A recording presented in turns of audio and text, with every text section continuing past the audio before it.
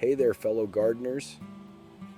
Today I'm here to help you get your garden ready for winter with some essential tips on cover crops and mulching. Let's dive right in. First up, let's talk about cover crops. These are plants you grow primarily to benefit the soil, not for harvest. Cover crops can prevent soil erosion, improve soil fertility, and suppress weeds. They're like a winter blanket for your garden.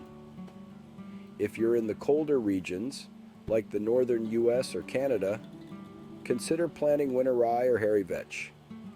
These hardy plants grow quickly and can survive harsh winter conditions. Winter rye, for example, is excellent at preventing soil erosion and adding organic matter back into the soil. For those in milder climates, such as the southern US or parts of Europe, crimson clover and annual ryegrass are great options. These cover crops will keep the soil protected and add nitrogen, which is essential for next season's growth. Now, on to mulching.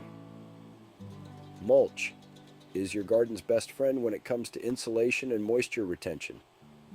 It also helps to keep those pesky weeds at bay. In colder regions, a thick layer of straw or shredded leaves works wonders. Spread it around your perennials and over any bare soil. This not only insulates the roots but also slowly decomposes, adding nutrients back into the soil. For those in warmer climates, you might want to use a thinner layer of mulch to avoid excessive moisture retention, which can lead to root rot. Pine needles or bark chips work well in these areas. And don't forget your vegetable garden. If you've got raised beds, a good layer of compost topped with mulch will keep the soil active and ready for spring planting.